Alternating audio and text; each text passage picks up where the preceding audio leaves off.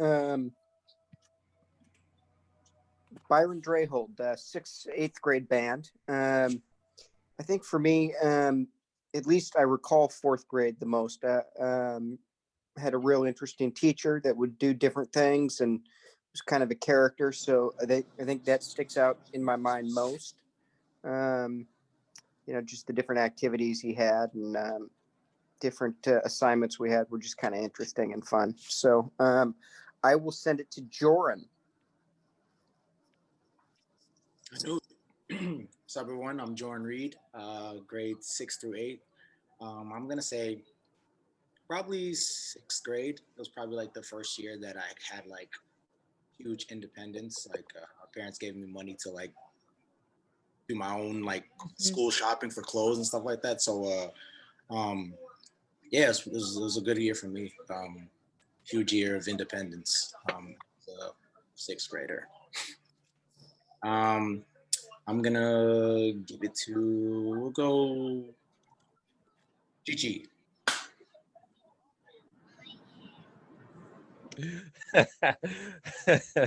Thank you, Joanne Reed. What's up, everyone? My name's Isaiah. With the K2. I guess the question is, what freedom you had at what grade? I guess. What was your favorite grade? Oh, it was my favorite grade. Oh, shoot. Yo, that's a good question.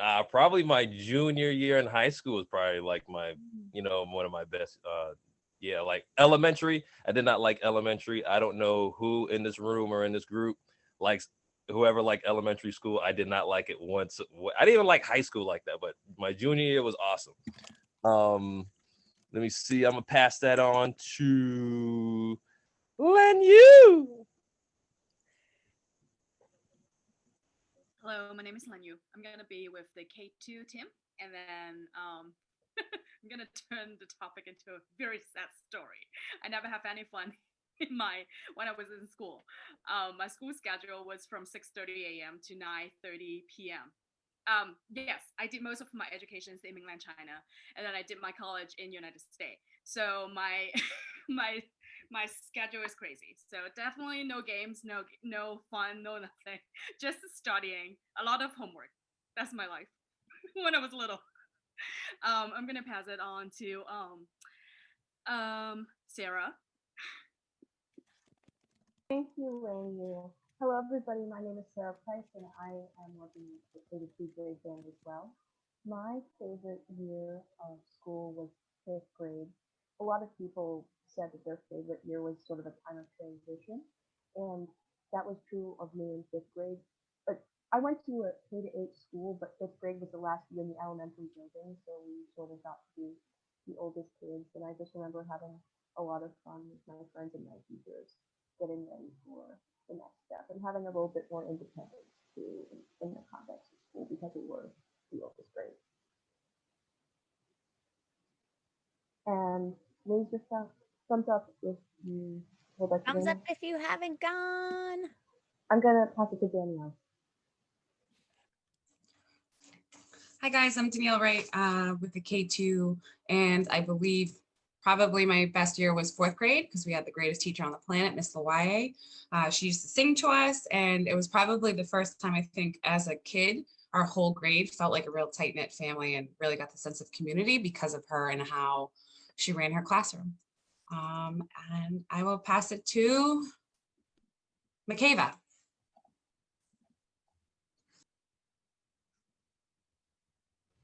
You're muted, Makeva. Thank you.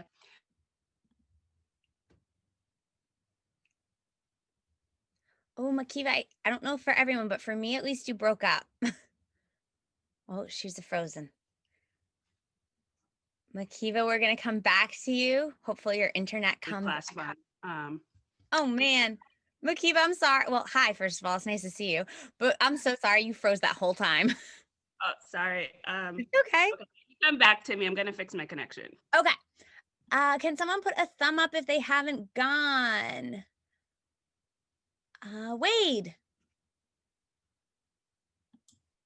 Hi, I'm Wade. I'm with the grade 3 to 5 grade band. My favorite grade, I guess, when I was a kid was sixth grade. we started doing like intramurals and stuff like that after school, and I had a blast. All right, I'm going to pick Kamala. Good morning, everyone. My name is Kamala Kendall Fidelia. I work with the 3/5 band, and my favorite year would be 10th grade. I really loved my English teacher, and my older brother had left the high school. I'm going to pass it to Daphne. Thank you. Hello, everyone. My name is Daphne. I would have to say 8th grade, definitely. I went to a small charter school. So I was the first graduating class from the school ever. So me and everybody in the school was so tight knit. It was like a real community, like parents were involved.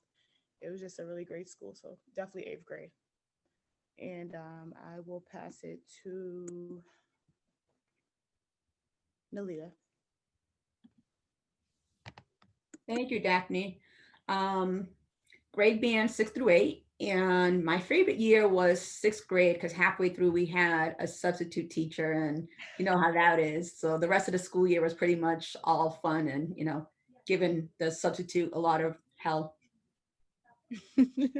I am going to pass it to, can I see some thumbs? Al Matthews. Hello, I'm Al, 6th to 8th grade, and I'd say it was either my sophomore or junior year. That's when we had like an outdoor activity club at the school, and we did all different things like whitewater rafting, snowboarding, things like that. So that was fun. That sounds really fun. Thanks, Al. And who hasn't gone? Put your thumbs up, please. Eli has his thumb Karen. up.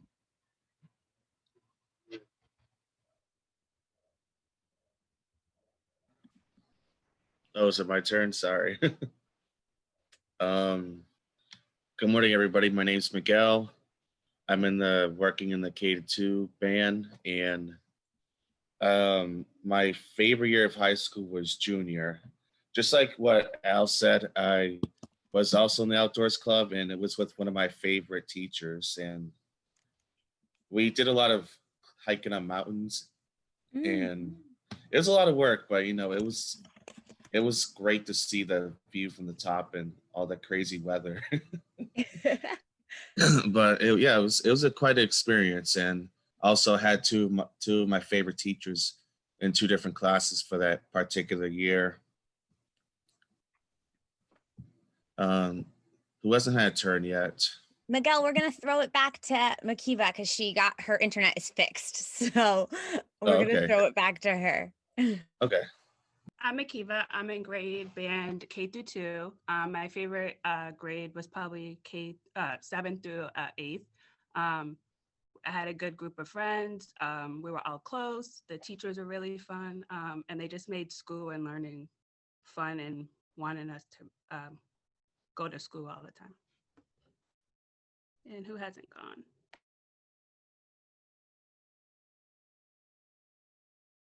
Can y'all put a thumb if you haven't gone? A thumb up. Okay. I know we've got a lot of people. Karen, Seth, Marco. Eli. Marco.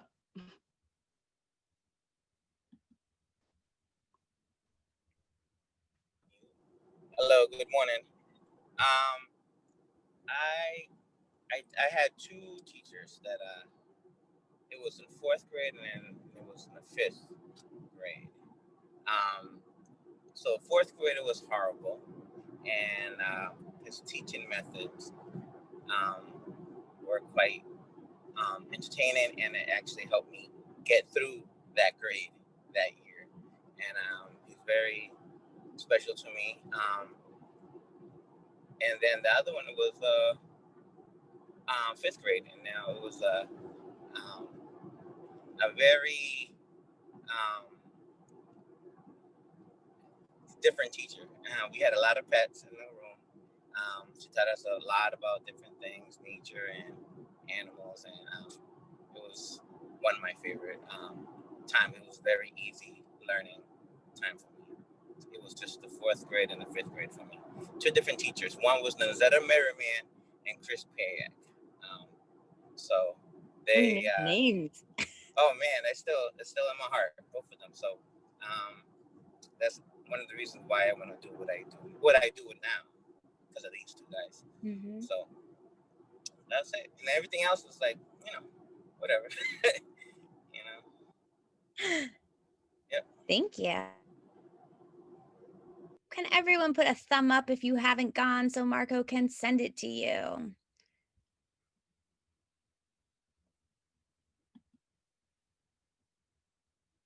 I appreciate all of you putting really clear thumbs. Marco, you're muted. Who are you sending it to?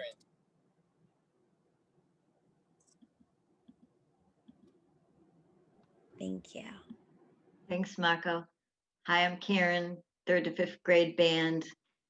And I would have to say 8th grade because I went to a 1st to 8th grade school. And so by then I was very comfortable there. And even though it had been kind of rigorous school academically by that year, like other people have said, it was like a tight community. Everyone knew each other, knew the families. And so it ended up being looser, like kids were allowed to do the things they really loved more. And so I was always tapped to do all the art, like backdrops and murals and things for plays. And our teacher was really kind. Yeah, it was a good year.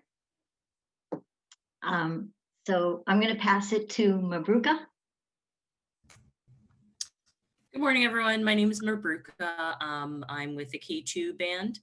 And I would say kind of a toss-up between 5th grade and 8th grade. 5th grade was, we had an experimental kind of classroom. My best friends were with me, so it was just a lot of fun.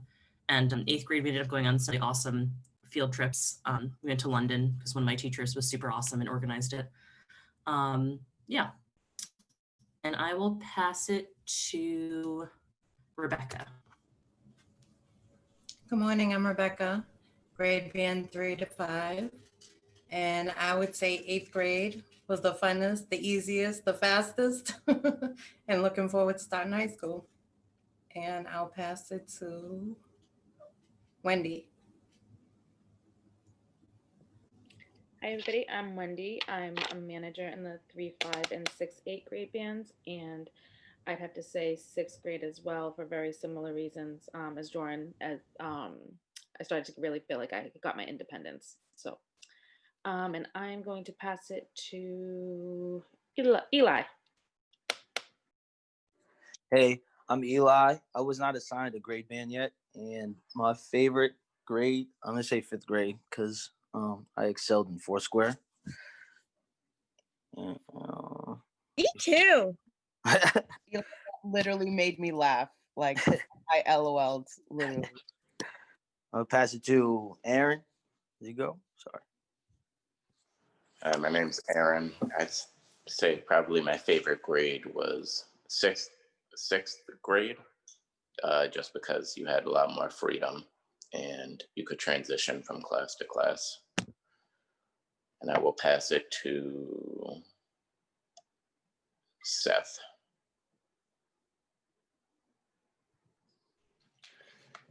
Yeah, I like my junior and senior year of high school and college, because I went on a lot of ski trips, and we actually always had to wear ties and jackets to high school every day. So I always used to dress up in ties and jackets and nice pants. And I had two great roommates in high school, and a lot of my teachers. I had more freedom my senior year and junior year, and that was really good. I went to a private high school, so we were always on the campus, and we always went to the Nutcracker, went to Hyannis, and we always, I think we went to Martha's Vineyard for my senior trip, so we always did a lot of fun things, and I liked that school very much. It taught me a lot of independence.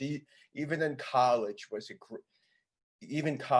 great. You know, I got to learn a lot in college and how to work with children. So I got a lot of experience in college in Boston. Can everyone put thumbs up if you have not gone yet so Seth can choose you? Leo, did Leo go? Well, I guess my favorite art is high school. Again, I like the art classes and a lot of outdoor activities. So, but I would say the 10th grade up, my favorite. All right, Ben.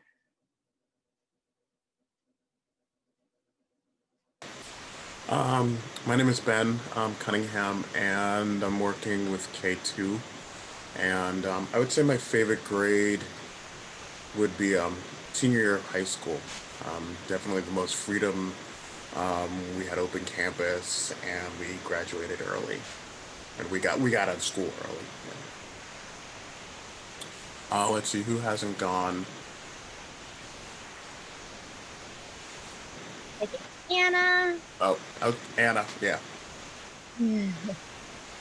Hi, I'm Anna Huckins. I'm in the K2 grade band, and I think 10th grade would probably be my favorite because I got my license and I had a chorus teacher that I really loved. I will send it to Samara. Thank you, Anna. My name is Samara. I work for the 6th, 8th grade band. And my favorite grade would have to be freshman year because that was the first year. So they were working on the high school, so they put all of the freshmen in one building. And they called it Freshman Academy. And it was just really fun to be in one building with all of the freshmen, and we just did freshman things. And I knew like a lot of us knew each other from like cheerleading and softball and Pop Warner. So it was like one big party every day. And I'm going to pass it to Jamie. Hi everyone, Jamie Lynch, grade band 3 through 5. And my favorite grade, or the first grade I thought of, was 4th grade because I learned a lot and we got away with playing tackle football for about 6 months in the corner of the park where no one could see us. So good times in the park, good times in the classroom, and I can't see anyone who hasn't gone. So TT, oh nice, thank you Marlise. Go ahead. I'm TT, grade band 3 through 5, and I'd say my favorite grade, I'd have to say sophomore because sophomore year at Ringe, because I had this photography class and they had the dark room with the photography class, and that was the best experience ever. I wish I could go in the dark room and develop pictures again and all of that. So I'll definitely say sophomore year. And whoever didn't go, just go. Katie, go ahead. Thanks, CT. Sorry, my connection's real bad, so I'm gonna keep my camera off. But I would say I'm equally split between my high school senior year, because senior year is always a blast. Well, I had a blast. And my 3rd grade year, because that's when I moved schools in Cambridge and went over to the Tobin, and that's where I created a lot of really great friendships that year that lasted a long time. So that's probably a great year. Did Munya go? No, yeah. Hi, my name is Munia. I'm in the K2 grade band. My favorite year was in high school. I had great English teacher and great friends. Thank you. So, who didn't go? If you haven't gone, put your thumb up. There are 39 of you, so no one can be expected to remember who went. If your thumb is not up, we're going to assume that you are going to put it in the chat. And then we're going to move on. All right, Munya, I think you are good. Yeah. Don't see any more thumbs. Daniel? I don't know if Daniel went. Hey, I'm Daniel. I'm Danny. I'm with the 3rd through 5th band, and my favorite grade, I can think of 2. It would be 5th grade because I had was going to a Catholic school, and it was my first Hispanic teacher, Mrs. Guzman, and she was strict with everything. She was mad cool, and like she was just straight up honest. She didn't play with you, and she didn't like. She was awesome, and I would say my senior year in high school, because I had my favorite chorus teacher, Mr. Roundhouse, and the best thing to say, because he was like 6'7", so we called him Mr. Roundhouse Kick, and he had the biggest hands, and he would always say, "Oh, anyone could play anything. Anyone could play anything." He's like, Danny, you got piano hands, but I can't play, but he would encourage. He was very encouraging. And Surah was doing the. Hi, my name is Sarah. I'm with the 3rd through 5th grade band. And I would say my favorite year is my sophomore year of high school, because that's when I started to like venture into sports. And I played lacrosse, which now I love. Didn't get to play it in college, but that was a pretty good year for me. Thank you. And who else didn't go? You may be at the end of our check-in. Thank you all. I know that that was a long time, but I also think it was really necessary because I wanted to get to know all of you a little bit more. And a lot of you talked about community. A lot of you talked about leadership. A lot of you talked about autonomy and freedom. And know that lesson plans can be a part of creating all of those things. It's all a part. So thank you all. All right, I'm going to put the link to the slideshow in the chat again. I know some of you are looking at it, but you would definitely are going to need to be able to view it for the next part.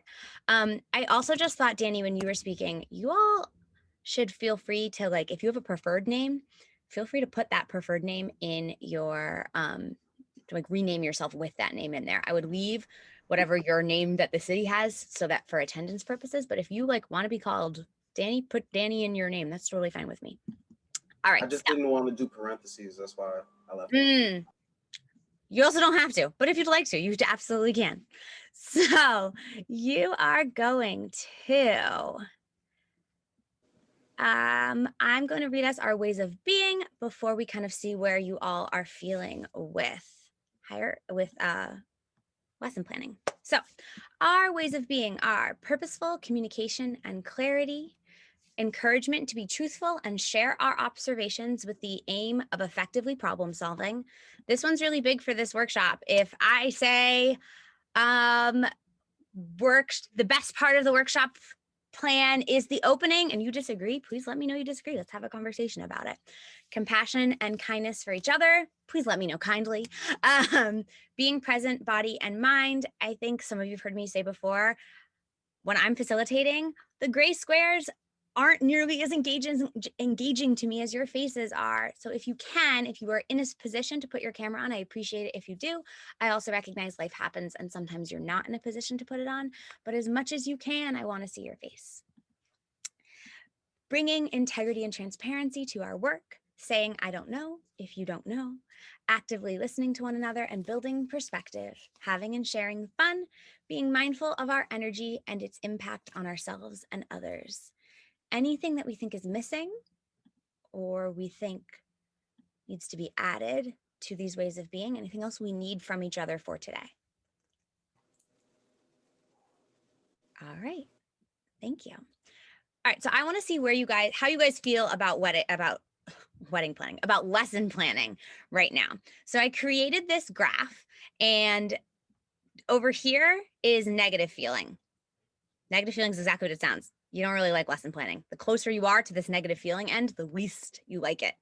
If you're kind of like, I don't like it at all, but like, I'm not like feeling super passionate about the fact that I don't like it, or I don't like it and, you know, I'm not going to raise a fuss. I'm just going to kind of like in my head be like, oh, this is annoying. You're going to go down here on the lower energy side. If you are someone who you're like, I love lesson planning, but, you know, I'm not going to tell you all about how much I love it. I'm going to be kind of quiet about it. You're on the positive feeling, lower energy side. If you're like, favorite thing ever, my best thing, part of my job, could do it every day, all day, like I kind of am, you're going to be up here on higher energy, positive feeling. Does that make sense? Yeah? All right. So you are going to If you are in K2, grab a blue circle. There's a stack of circles. So you're just going to bring your mouse over, grab one, and move it to where you're feeling. If you are in 3 to 5, you'll be red, and 6 to 8, you'll be yellow. While you are doing that, you're going to have like 3 minutes to do that, to be honest. You're going to have 3 minutes to do that. Also put a word in the chat that describes how you feel. Just one word in the chat. Oh, Eric, thank you for being a resource for K-2. He's offering to help if you aren't able to interact. That's amazing. Similarly, if you're in another grade band and you want to, you're not able to access this, you can message me and I'll tell you where to put your dot. Eric and Isaiah, you should be able to message independently. And yes, I can. Oh, I'm seeing some blue dots. K-2 is getting in there.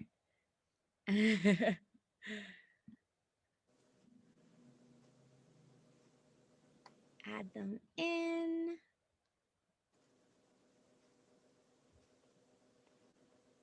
If you're stuck, you can message me. Yes, Lee, you want positive, but are you low energy or high energy?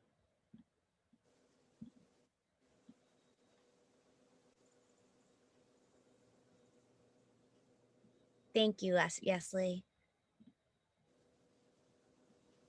I'm going to put myself there too.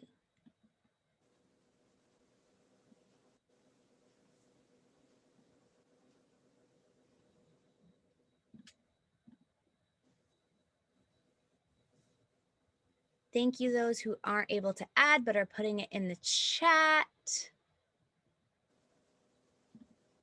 I'm going to add you as I go.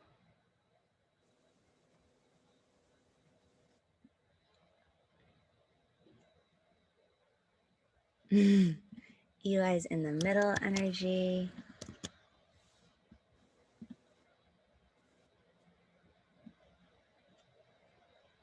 Aaron, I got you. So far, nobody's negative feeling and like low energy. That's encouraging. I'll add another middle red dot.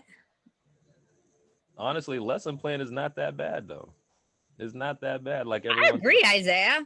It's really not. It's fun for me because I go completely left with everything, you know. So, but I think it's cool.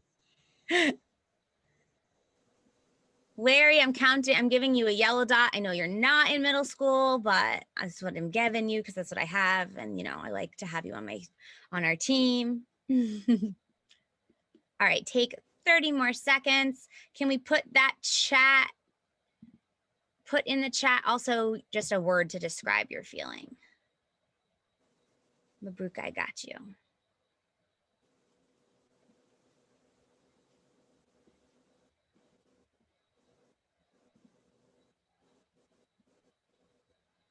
All right. Thank you all. Byron's word was necessary evil. All right. So I wanted to just collect some data, frankly, around how you all were feeling. And I am a little bit amped at how much positive. Maybe you all are being extra kind, which I appreciate. But it seems like most people are either towards the middle or on the positive end of things. So that is wonderful. We are going to start with a breakout group. You're going to be in random groups. There will be 5. And in those groups, you will have 7 minutes to discuss your attitude towards lesson planning. Are you a procrastinator? You wait to the exact last minute. You're already thinking about your lessons plans for January. You've been doing it for the last 20 years. You just started doing it. Do you like it? Does it make sense to you? Do you find it helpful? Has your attitude towards it changed across your career? I'm going to give you a second. I'm going to take Danny's strategy, take a picture, if you can, of this screen. So you have the questions. Your groups will be random and you'll have 7 minutes in them.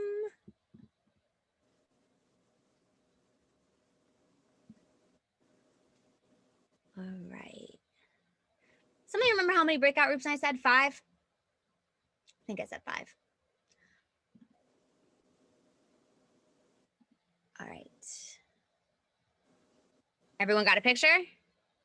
Hopefully at least one person in your group has a picture. Faces.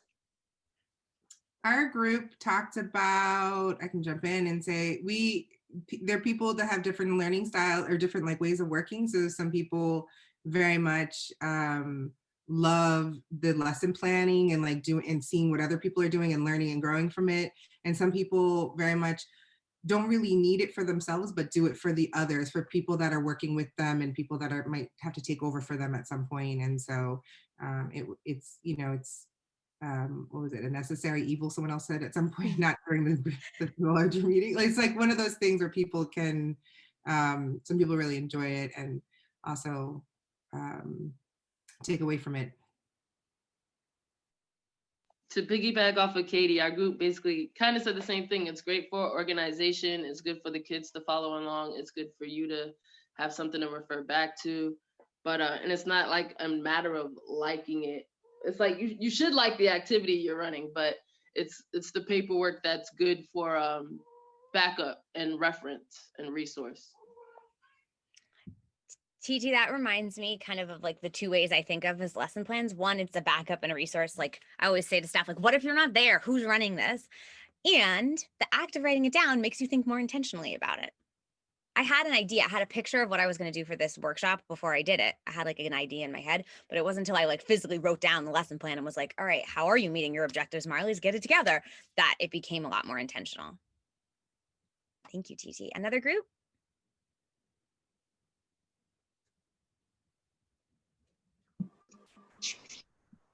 I was gonna say it's TT, but I will say like when we talk about with the questions of experience, like everyone has like some sort of experience, and like one thing that we mentioned is like whether you like lesson planning or not, it's a useful tool anyway.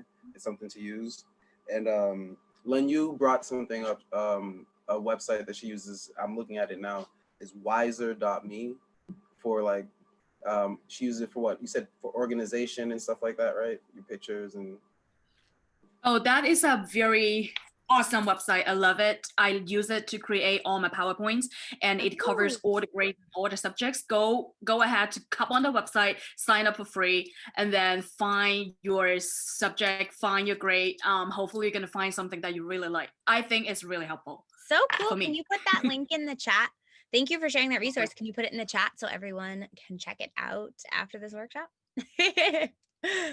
Other thoughts? Thank you. Other thoughts from groups, general themes. How do you feel about lesson planning? The majority of the people in my group had experience doing lesson plans, and we just all agreed that it helps for organization. And if there's an emergency or if somebody gets pulled out, lesson plans are helpful because everyone's on the same page. And if someone has to be out, then you can still keep a level of consistency with the activity that you're doing. Absolutely. That consistency and we'll talk about this more in a minute, but working towards the same goal is huge. Any other group want to share some general themes? What came up in your conversations? Anything different? All right. Let me share my screen again. So the plan, my friends, is we're going to go over one more slide, and then I will give you a 10-minute break to do something to take care of yourself. That could be lay down, it could be get some food, it could be close your eyes, something to take care of yourself.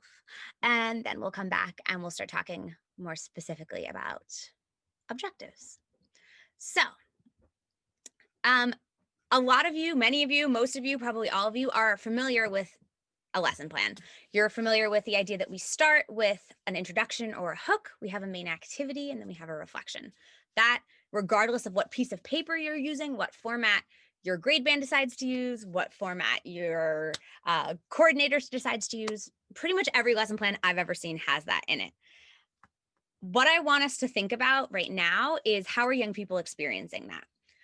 Over the summer, Tyler could speak to this, but over the summer, our process was we created a lesson plan that was basically for adults, and then we created a PowerPoint that young people saw. And almost everything that was on that paper that we created for adults was on the PowerPoint in some way. But some things aren't explicit. some things are more felt than seen. So young people will always see your title. They will always see your introduction and your hook. They will always see your main activity, and they will always see your reflection. In a good lesson plan, a young person should know where they are. It's not like a secret. It's not a surprise. We're not trying to like trick them into engaging. They can know what we're doing. Those things are always going to be really obvious to young people, and they should be really obvious. I would recommend you all create PowerPoints from your lesson plans. It grounds you in the activity, even if you don't use it the whole time. It gives young people something to hold on to, just how when we were in the centers of the schools, you would put up your agenda on a big piece of chart paper. They are going to see all of those things. They should know what the workshop they're in is called. They should know where they started. They should know what the main activity was, and they should know what the reflection is. Other parts aren't going to be as explicit. I haven't told you yet what my objectives are we haven't even talked about what objectives are, but I haven't told you yet what the objectives for this training are. But I have a feeling that most of you could guess maybe close to what my objectives are. The connection to the objective. In our case, for us today, it's pretty clear. Most of us are going to either have to create lesson plans, read lesson plans, or both in our work. But young people might not get that explicitly. The objective might not be explicit. You might not tell young people, you could, but you might not tell young people, today you will learn how to organize your backpack. You might not tell them that, but they might be able to feel, oh, yeah, I can really tell Wendy today is trying to teach me something about my backpack. They're going to feel a change in knowledge, skill, or attitude. At the beginning and the end of your lesson plan, they should feel different. They should have thought differently about something, or moved differently, or have a different opinion. And they should feel a reason to come and stay. More than ever, we have to be giving young people a reason to stay. Before, they had to like walk downstairs, they had to call home had to answer, just depending on the kids, somebody had to come pick them up, or they could just walk. It was a process. Now it's a click. So we have to be giving them a reason to come and stay. Come for the, oh, I love that, Eric. Come for the party, stay for the blank. I love that. So we are going to talk more. I'm going to give you a break, but we're going to talk more when we get back about objectives, because that's where I see lots of times people get stuck in their lesson planning. I know you all can do activities. I know you all have a ton of amazing activities in your back pocket, but sometimes it's the transferring of what's in your brain to describing it, writing it down. That's where we get stuck. So we're going to practice that, and we'll talk more about objectives versus outcomes versus themes when we get back. Take a 10-minute break. I'll see you back here at 11:05. There we go. So this is a lesson plan that we used this summer in the 6 through 8 band. And like I said, we started off using this document, and then we ended up just using the components of this document, but in Google slide form. You might or may not be using this particular version this year, but pretty much every single workshop plan I've seen has looked something like this. I think this one's really good and would like nudge everyone that they should be using something that's at least based off this.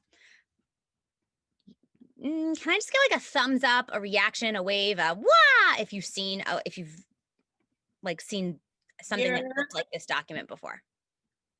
Yerp. Thank you for the yerp and the thumbs up. Okay, it's a good number of people. I appreciate all of you. Yerp makes me feel like I'm back at Ringe. What could be better? All right, so we'll go quickly, and I'll focus really on the parts that are different. The first box that I think is so important, Eric highlighted it for us earlier. Why do youth want to come to this virtual activity and stay? All this lesson plan means nothing if we can't get young people to come to it and attend it.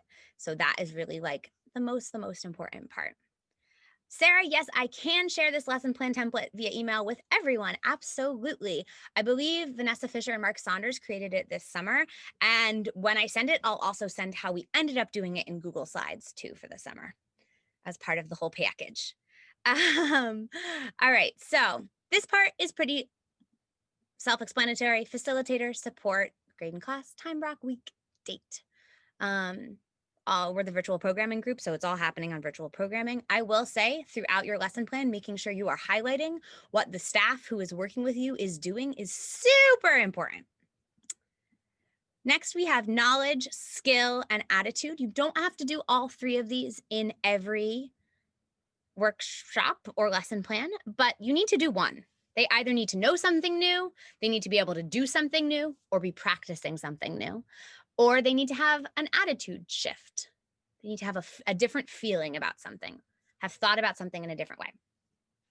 I'm going to skip objective because we're about to talk about it. I have a whole slide on it, and it's going to be an activity we'll do in a moment. Title, I mean, that's pretty self-explanatory. Introduction and hook. Can someone give me a pitch? What is an introduction and a hook? Or a hook? Starts every lesson plan you should do.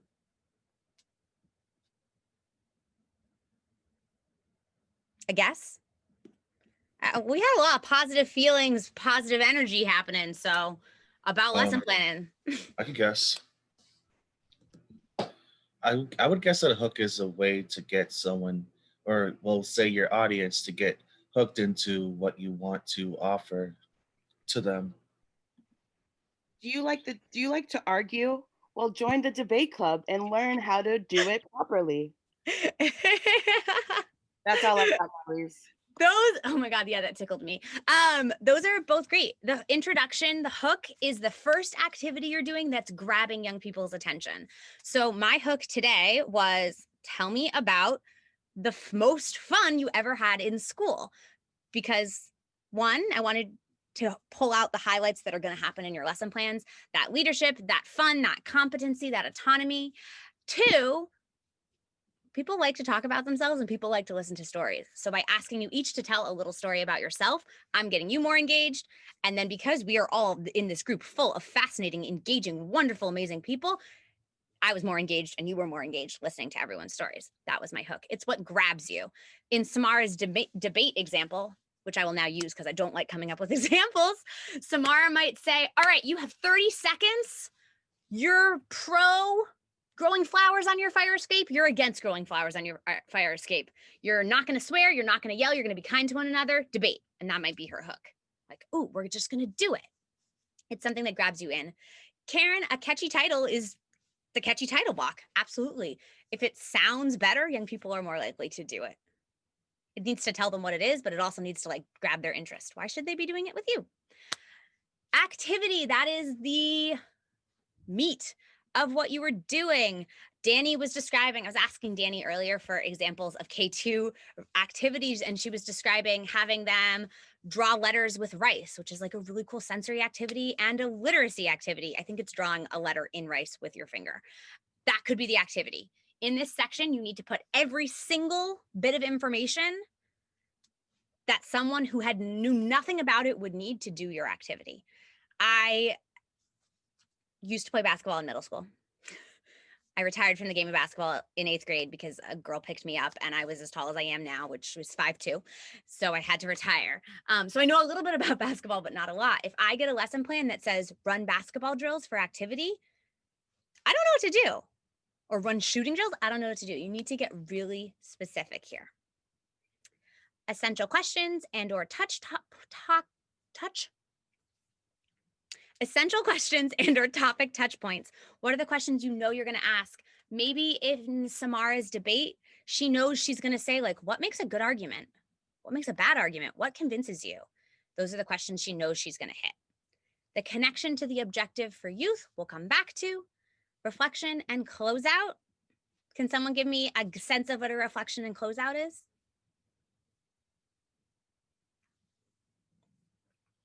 It could be like name something that you learned today or rate this activity. Just a reflection piece. Yeah. Reflection just means thinking about what you did.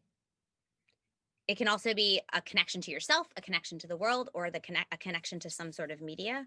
But it's really just thinking about what we did. It's taking a moment to pause and say like, okay, what did we think or feel about that? In Samara's debate club, which is like now a real thing that happens in my head, Samara might say, how did it feel when someone made a really good point? Or how did it feel when you had to argue the opposite viewpoint than what have you actually held. How did that feel, and how did you handle it? Any questions about material, about reflection? We're good? Okay. And the materials and supports, all throughout you should be writing, like, if I'm facilitating, then this is what Seth's gonna do to support me. At the end, you need to write materials. If you need materials, especially in this virtual world, there's no just like running to the art closet to grab construction paper. We gotta be organized, and we have to do those in advance, which is another reason it's gonna be really important to write your lesson plans. All right, I'm gonna stop sharing for a breath because I've now clicked on the wrong thing. And I'm gonna go back to the Google slideshow. Oh man, okay. Does that look similar while I'm pulling that up? Can you all tell me, does that look similar or different from what you've done in the past? Were there any differences you noticed? The difference that I noticed was the question of why. Why are they staying in this virtual class? Before they couldn't leave our classroom, until 6 o'clock. but now they can just, like you said, click the button. So why are they staying? Thank you, TG. That's a big one. Any other differences folks noticed, or something that you're like, this has been on every lesson plan I have ever seen?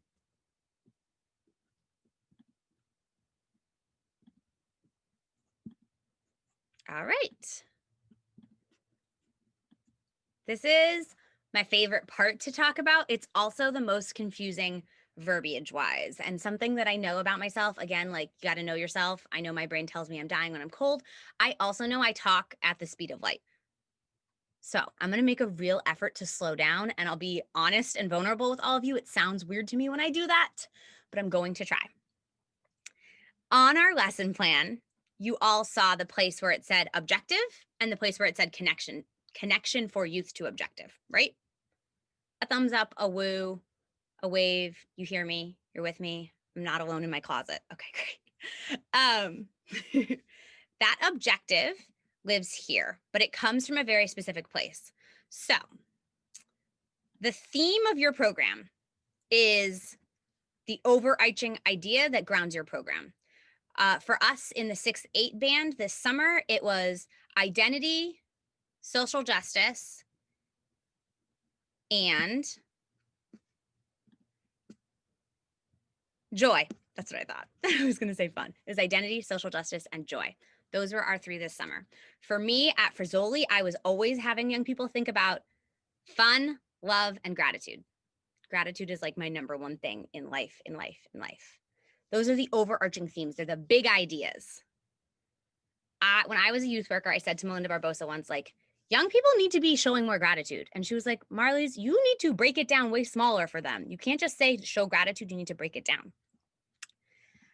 Outcomes are the big ideas, knowledge, attitude, and skills that youth will have by the end of the session. And in your grade band, you'll decide if that's what time point that is. Is that 6 weeks? Is that June? Is it a month? You'll decide. But those are the big ideas. For us this summer, they were, oh, I want you to be able to see this. For us this summer, I'm just going to show it to you.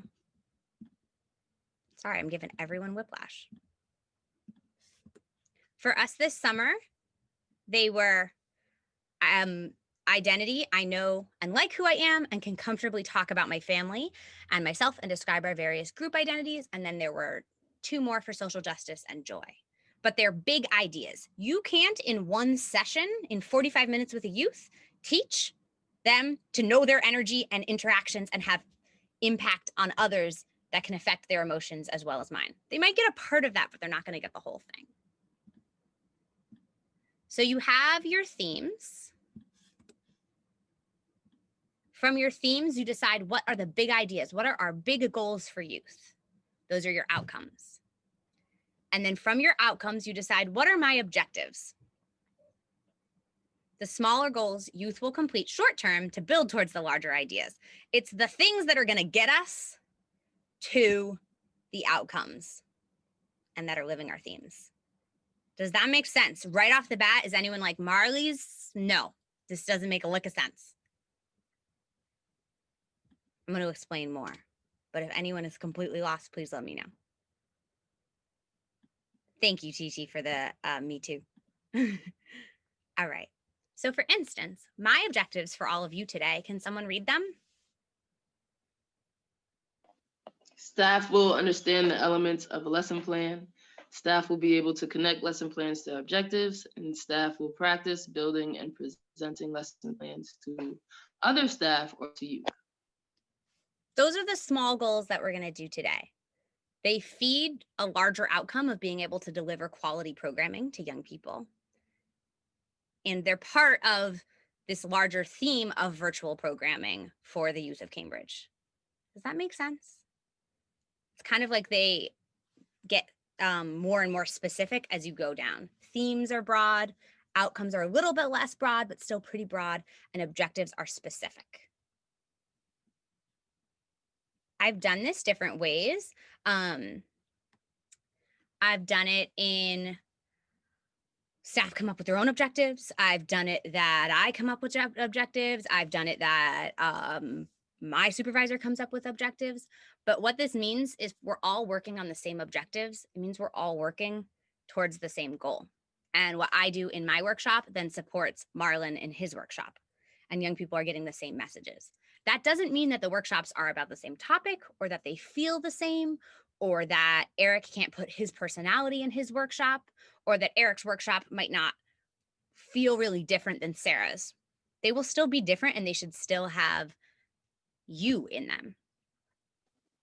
I like this, Maurice. The flow of it, sorry for cutting you off. No, The flow of it flows and it breaks down the intent of the activity.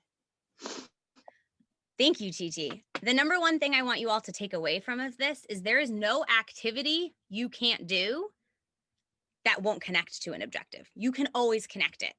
Where it connects is how you organize your workshop and the questions you ask. So when we talked about those essential touch points, those essential questions, and the reflection, those moments are going to connect it back to what the objectives are. Does that make sense? Thank you for the head nods. They make me so happy. Otherwise, I feel like I'm screaming into a void. All right. Oh, and I appreciate the folks, all the animals I can see who are following along. All right. So an example objective. I didn't do that great slowing down my words, huh? I was still pretty like Speedy McGee over here. So in the virtual planning subcommittee a while ago, we came up with some outcomes from the Developmental Assets Network, which Melinda Barbosa recommended to me, and it's evidence-based outcomes for young people. So people have studied and shown that if young people have these things, they are more likely to be successful. I just put the 6 through 8 ones here. There are 4. Other grade bands have them. It's up to kind of the folks in those grade bands if they choose to use them or not. But one that we made sure was in each grade band's outcome was equality and justice. Young person places a high value on promoting equality and reducing hunger and poverty and racism. So that's an outcome, right? That's not the objective. It's not what you're doing on a weekly basis. It's what we're working to at the end of a session. So I wanted to see, could we come up with another objective that falls under that outcome? What's something we're going to do weekly?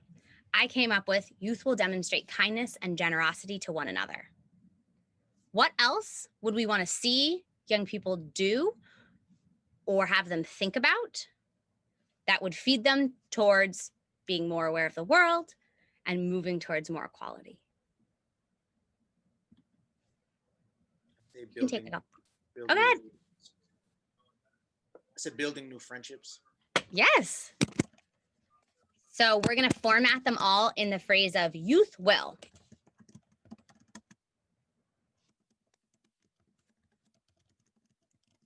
And Jordan, that made me think of another one. Was great. That made me think of another one, which I'm going to add is youth will demonstrate curiosity about one another. I was just about to say that, but you worded it correctly. I was going to say youth will be confused, but I want them to be curious, you know? Yeah. Ask questions. I'm going to put that as its own one. Youth will ask questions. Eric put in the chat, youth will demonstrate. Ooh, wow, that did not work. Youth will demonstrate kindness and generosity to strangers. I feel like strangers has kind of a negative connotation, so I'm going to say people they don't know. And can I get one more objective? Youth will find commonalities, things they can relate to with others. Kind of seeing that we're all the same in a way.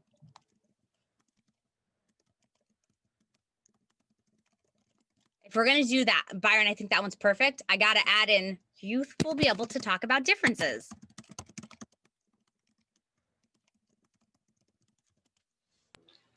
Amazing. Does everyone get how these connect to this bolded outcome? All these objectives that we just came up with that are going to be important in a second, all these objectives are what, if young people are able to do all these things, they'll be a whole lot closer to this outcome of equality and social justice. But if I told you, hey, Tyler, plan a workshop where young people learn to place a high value on promoting equality, reducing hunger and poverty and racism, that would be a really big task. That'd be really hard. Whereas if I said, hey, I'm looking for someone whose name I haven't said yet. Hey, Gina, pick one of these objectives and make sure that your workshop addresses it. There's a million activities she could do that would really and truly relate to these objectives. Does that make sense? All right, wonderful. Thank you. Honestly, y'all, you did that so much faster than I thought we were going to. Thought we were going to have to spend a long time brainstorming. Y'all are speedy McGee's. So I am going to put you into breakout groups. You're actually going to have 10 minutes. And you are going to make a 5-minute long activity. It's just 5 minutes. I'll put these objectives in the chat. It needs to address one of these objectives. Oops. And thank you guys, because now we have objectives for one of the outcomes for grade 6-8. Appreciate you. Though I guess all of us could use them if you wanted to. You in a group of 7 are going to create a 5-minute long activity. You need to decide which age group you're targeting. You need to decide which objective you are meeting and how you are meeting it. Any materials, know that we're in our houses and we are going to try to do these 5-minute activities. And you need to write down all the directions and information that someone else will need to run, because when we come back, we're going to switch. So if you're group 1, you'll be doing someone else's workshop plan. Does that make sense? If you are someone who you know in your job description, you're going to be writing lesson plans, this, I would encourage you, take a moment to like step up, make sure your voice is heard, because I want you to get the practice. So again, I'm going to ask you, take a picture of this slide. We are going to do, how big were your groups last time? Like 7 or 8 people, right? I want them to be a little, okay, we'll keep the same. We'll do 5 groups again. Take a picture of this. You also have the slide on here, down here. I have lesson planning pages for each group. I'll add them in so we have 5. You can write your lesson plan there. Just pick one. It's not a full lesson plan. You're just doing a 5-minute activity, so you don't need to have introduction, conclusion, all of that. But you do need to have all the instructions that someone else would need to run it, because they're going to be running it. Does that make sense? When you come back, we're going to switch. All right. Are we typing in the Google Doc? Yes. I'm hoping that just by the stint of doing random breakout groups, you will all have, I'll put the qualifications in the chat too, but I'm hoping that by doing random breakout groups, you will all have someone with a computer who can access it. But if you can't, you will. I'll come check, but if you will. So I'm going to stop sharing and put you back into breakout groups. I'm going to hit record for the people who are going to be watching this later. I can see one group is still kind of filling theirs in, so I will give them a moment. I would just like to hear from 3 people what was that experience like of taking an objective and creating an activity? I know I gave you a very short amount of time, and I know that can make it feel more stressful, but I'm just curious, what was the experience like? Was it hard? Was it easy to connect your activity to your objective?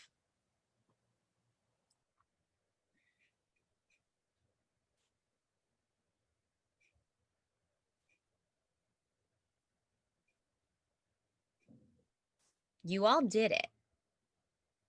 So tell me what it was like, because I didn't do it, so I don't know. I'll go. I'm still like typing it in, but that's because I didn't know I had to click the box to do it. I kept clicking. I'm like, why isn't it working? So I wrote it all down. But we came up with the So You Think You Can Dance, personal hygiene edition, and all these kids got these dances, the floss, the nay, the whip, and everything, and there's new dances coming out. So it's like, all right, so all this, they floss and they never floss their teeth. I've been saying that since this dance has been coming out. And pretty much like we came up with like, go grab something in your house. Like, all right, you got a hairbrush, you brush your hair. All right, you got to make a dance for that. Go find that utensil. All right, you got a hairbrush? Oh, do a dance, brush your hair. Or get your toothbrush, brush your teeth, make a dance out of it, something like that. And we came like, that's pretty much it. Y'all get the gist. And nah, Danny, I like that. That's I dope. appreciate you, like Isaiah. No doubt. And it's really, really creative. That's like nothing I've ever done before. So yeah, so we should have like pre-selected music that they can dance to. Probably have a list and they can pick a song that they want to do their dance to. Yeah, but that's pretty much the objective. Go find something in your house that you can use for personal hygiene, that you can turn into a dance. Like you got to moisturize or something. All right, I'm moisturizing. I love that idea. I think that is so creative and such a cool way to give them a skill. I am going to say, Danny, that's not the objective. That's the activity, right? That's what they're going to do. True. Out of these objectives we came up with. Oh, yeah, take care of your personal hygiene. This whole thing, like, take care of yourself. The objective is to get them used to, doing things like brushing their teeth and doing more than the floss and actually flossing. That's the best hook ever. Out of these objectives, I think I hear a couple of ones that you're hitting. Youth will ask questions. I could see young people being like, how often should I be flossing? When should I be doing this? Youth will also be finding commonalities and things they can relate to with each other. Everyone needs to be flossing. We all need to take a shower. Everyone has to wear clean clothes on occasion. So out of these objectives, I can see, even though you didn't mention them, you hit a bunch of them. Thank you. Also, like, I don't know about you all, but I'm like keeping that activity for a rainy day. It's amazing. For time, we're going to switch it up a little bit. I'm just going to have each group present their activity and tell us about it, and then tell us what they would add if there was anything that they would add. So, Byron, Sarah, Seth, Denasia, Marlon, Yesley. I'm so sorry, Fwitzlin. I don't know how to say your name, and I hate when I don't know how to say someone's name, but your group is up. Tell us about your activity.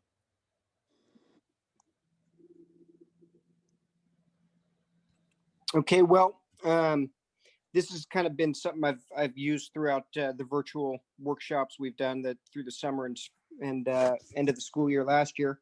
And it's just a real simple exercise that you can hit any real objective you want. It's a scavenger hunt where we'll give the kids 1 minute to find something in their house, and that, again, you can add any prompt you want.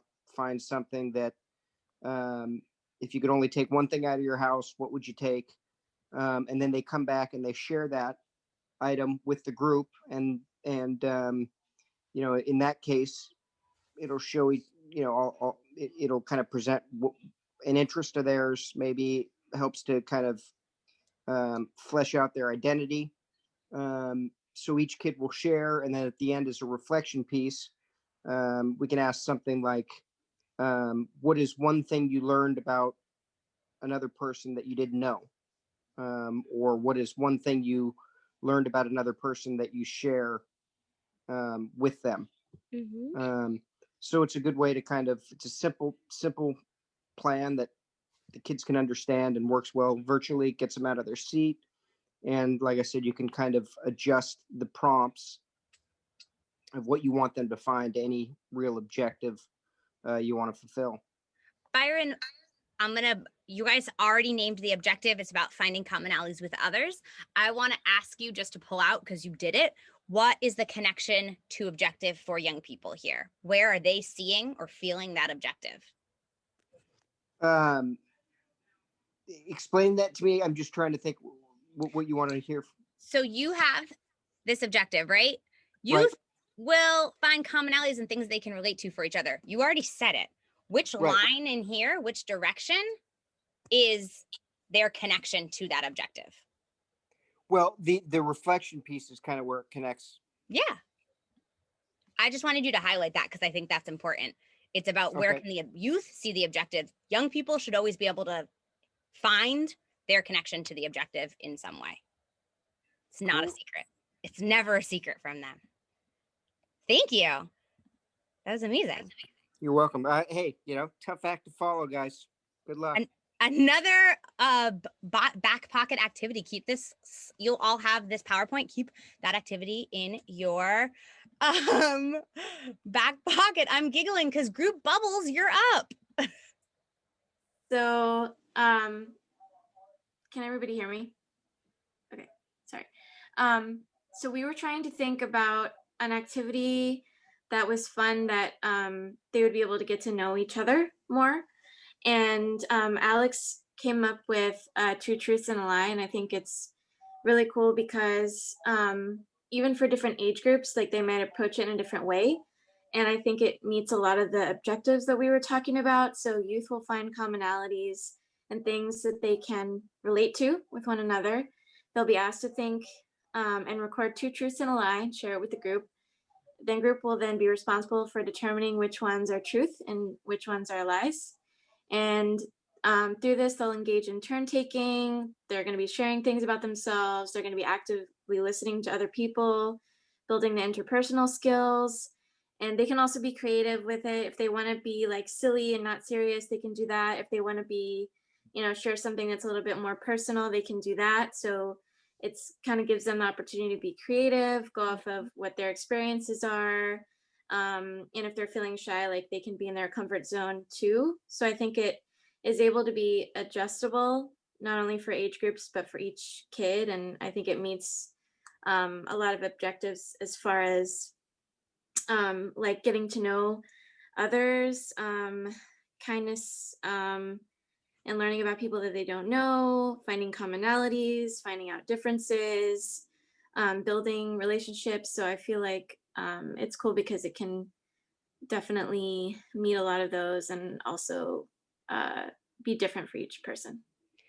Thank you, Gina. Group Bubbles, another amazing game for everyone to keep in their back pocket of games. I want to just note, you're absolutely right that it can meet a bunch of these objectives. It absolutely could. Where, just like Byron, Byron's group, where you're going to pinpoint it is in your follow-up questions. So if you are thinking, all right, we're doing 2 truths and a lie, and I want young people to be able to talk about differences, then your reflection questions might focus on, what did you notice that was similar? What did you notice that was different? What was a truth that someone told that made you curious? But those reflection questions are what's going to like really pinpoint your objective. Does that make sense? Definitely. This is another delightful game. I love 2 truths and a lie, though I will say definitely with middle schoolers and all grades, but I will always remind us for middle schoolers, creating boundaries around what's appropriate and where are we taking our truths and our lie and making sure that they're staying in a safe place. Thank you, Group Bubbles. Amazing. I forgot to do this for the first group. So for both Group Bubbles and the first group, can you like virtually celebrate them in some way? You can yell, you can like clap, you can just like have a little dance party in your screen, but virtually celebrate them in some way. So nobody's screaming into the void. Thank you. Oh, I appreciate you all. All right. Tyler, Eric, Anna, Sarah, Ben, Munya, and Katie. Tell us what you all are doing. Okay, I might have to share this one. So in the 5 minutes that we had to really scrounge up a really good activity that we can do, because all of our ideas had to necessitate a little bit more than 5 minutes, or because we had a 10-minute timeline, like deadline to meet, we had to just make it really quick. So our development age range is 3rd to 5th grade. Our objective is to allow the youth to find commonalities and things they can relate to with others. The way that we'll do that is by asking and implementing various questions for youth to be able to find commonalities and things that they can relate to. The emojis, which are going to be part of this, are a visual representation of various feelings or understandings of terms and phrases that the youth generally understand due to social media and the usage of the internet. And by answering the questions, the youth will be able to share with others their responses and see if there are any commonalities, if any. The materials you'll need, there's a website called Get Emoji. There's a big old list of emojis on there. Pencil and paper, a timer. So you'll need a timer for those 5 minutes to keep everyone on task and engaged. On a sheet of paper, students should draw their best emojis for each question or prompt. So if you are on Get Emoji, the youth can just scroll through, try to find the best emojis. If they already know their emojis, they can just draw that. Depending on the number of, let's skip the line. The youth should make space on the papers for 5 to 10 prompts, depending on time. The youth should spend the first few minutes coming up with their answers without discussing each other. And then depending on the youth, you should limit the number of questions that you ask. So in 5 minutes, maybe limit it to 5 questions, and then plan ahead to give yourself time to debrief and allow youth to share. The best method would be to have a massive reveal, 1 question at a time, to see who has the same emoji. For every shared emoji, give each other a virtual high five. And if they don't match, then the students can just give themselves a virtual hug. There's a small list of the various kinds of questions that could be asked. One of my favorites would be, how do you feel about pineapple on pizza? There are various emojis that can have people kind of share how they would feel about pineapple on pizza. So there's no one specific way a student could answer that. I mean, group 3 pretty much answered any question I could. I feel ready to go do this activity. Huge celebration for group 3. Woo! Virtually celebrate them in some way. Thank you. Again, we just created a little library of activities for when you have 5 to 10 extra minutes at the end of any kind of gathering. Oh my gosh, Nelson wins the prize for celebration. All right. I feel like I missed a group, no? We did So You Think You Can Dance. Did any group not go? No, I think I got you all. All right. Thank you. We're not going to facilitate someone else's workshop. But I will say, I'm really impressed with how well you guys were able to connect your activities to the objectives, even in a short amount of time. When you are actually building your workshop, you're going to have way longer. I can stop sharing. You're going to have way longer to delve into this and to build your activities around your objectives. So you might have 1 or 2 objectives. You might have 1 objective, but remember that every single activity you all did could be shifted for another set of objectives. So if you're someone who you're like, I am really have a passion for running a Minecraft workshop, I don't, but I have run Minecraft workshops in the past, know that you can still shift that to meet your objectives. And we can still be honoring youth voice. Maybe all our young people are telling us they want a build your own board game workshop, like Alex has done at Frizzoli.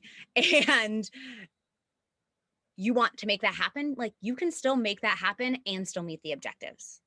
Does that make sense? All right, my friends, I promise. I am cold, Eric. I promise we are almost at the end. I just have 2 more slides. All right. So I just wanted to reiterate my 3 main reasons for lesson planning. Can someone read number 1? You are more intentional about the activities you are doing with youth, so youth get higher quality programming. Amen. Yes, I have a guess that a lot of you in the Two Truths and a Lie group already knew how to play Two Truths and a Lie, but the way that you created and crafted and will deliver your activity will be more intentional, even though it was an activity you already knew. Next one. We're building your professional portfolio. Huge. I still have my workshop plans that I did when I was a youth worker at Gately, and I had to do a Minecraft workshop, even though I don't know anything about Minecraft. And that's evidence that I can say, like, oh yes, here is an example of my good work doing Minecraft. Keep your lesson plans, even if they are saved, you're emailing them to your supervisor or they're saved in your work email, make sure you're saving them too. It's your work. And next time you're in an interview and someone says, well, what kind of programming do? You can say, well, oh, excuse me, hold on 1 second. Here's how I make my basketball workshop about identity. And I'm able to do that. That's going to give you a little leg up over someone who isn't thinking as intentionally about their workshop. Save your program plans. Also, you might just like want to use them again in a year, or you might want to use them and switch the objective, but keep the activity. Save them. Could someone read number 3 for me, please? If you aren't there, your activity still happens and is great. Yes. The emoji group was a great example of like, even if we didn't have any of those group members here, every single person in this workshop could have led that activity, no problem, and it still would have been amazing. We are here to serve young people. We are here to like give young people quality programming and to help them grow and to engage them and to build with them and connect with them. And if you're, I mean, not even if you get sick, if your Wi-Fi doesn't work that day, we still want your workshop to be able to happen because young people deserve to see the wonderful programming that you created. Sarah, you have something? Yeah, I wanted to contribute. That actually happened one time over the summer. There was a big storm that knocked out the power for the Wi-Fi for about half our group the day before. Oh so we had to really improvise, and I had to do the class because the other people weren't there. And so having a PowerPoint planned out and the instructions clarified really helped to be able to just jump in and do the activity. And if you, Sarah, know what the objectives are, it's objectives you're all already familiar with, then you can be like, oh, okay, I know how to do this because it's the same thing I'm working on in my workshop, just in a different activity. So these things really do happen. Things really do happen. Any other like reasons, just like passions, examples about lesson planning you want to share? All right. We are going to close it out with a little bit of excitement. When our programming starts, what are you most looking forward to doing with youth? And I will put that in the chat and then I'll close this because I want to see all your faces. This time you can say it out loud or you can put it in the chat. Just please make sure you do one of them. I will start when our programming starts. I am looking forward to being in community meeting with our young people. I know that the team of staff I've been fortunate to see many of them run amazing, incredible community meetings. And I am so excited to be in that space again with young people, to see them connecting and being honest about where they're at and getting support when they need it and having fun and laughs. So I'm looking forward to community meeting. You can say it out loud, unmic yourself. Oh my gosh, why can't I send this? Oh, you can say it out loud, unmute yourself. You can put it in the chat. Just make sure you do one of the two before you leave. Thank you all.